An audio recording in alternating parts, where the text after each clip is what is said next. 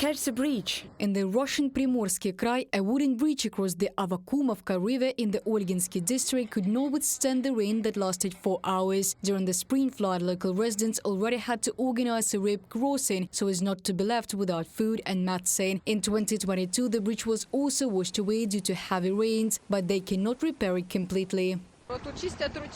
They are cleaning the stream here and the water came here. There was none of it at all before. It used to come a little only from this side. Here. But now it just flows here like a river from where the medical center is to this place. Look, lots of it. It turns out that as soon as the stream was touched, everything here was simply flooded. In Chelutai, a railway line was washed away. Hundreds of houses were flooded in the region. Domestic animals died. Crops were destroyed.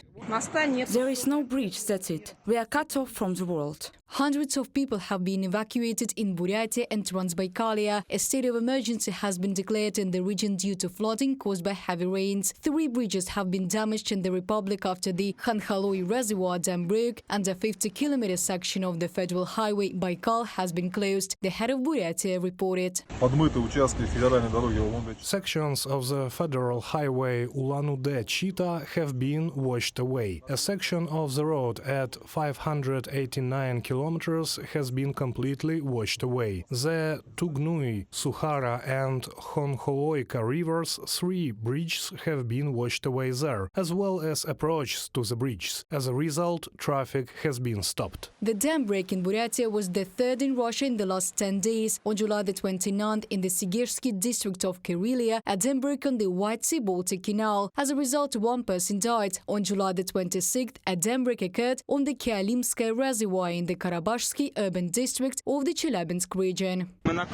We are on the roof. We are all drowning. There is water in our house. Geez, we barely got up here on the roof. But instead of solving the problems of the regions, Putin is increasing spending on the war against Ukraine. At the end of July, the Kremlin dictator signed a decree increasing the federal payment to 400,000 rubles for mobilized personnel if they sign a contract with the Ministry of Defense by the end of the year, and recommended that regional authorities pay no less than this amount from local budgets. There is an obvious shortage of people willing to sign contracts in the quantities that the military needs given the current level of losses in the Russian army and the intensity of military operations. It is yet difficult to assess whether these payments are working. Apparently, they are not working very well, otherwise there would be no need to try to attract defendants and foreigners to the war, which is what the relevant departments and military registration and enlistment officers are currently doing. Pavel Luzin, non-resident senior fellow at the Center for European Policy Analysis, in an interview with Novaya Gazeta Europa. Since the start of the war against Ukraine, the Kremlin has been increasingly cutting spending on healthcare, education and other social spheres. At the same time, the budget amounts for supporting military actions are only increasing, experts say. According to a study by the Re-Russia project, over the past year alone, Russian authorities have paid about 3 trillion rubles to participants in the war against Ukraine or their relatives, which is 1.5% of the country's gross domestic product. Reported by Diana Kolesnik, Natalia Husak, UATV News.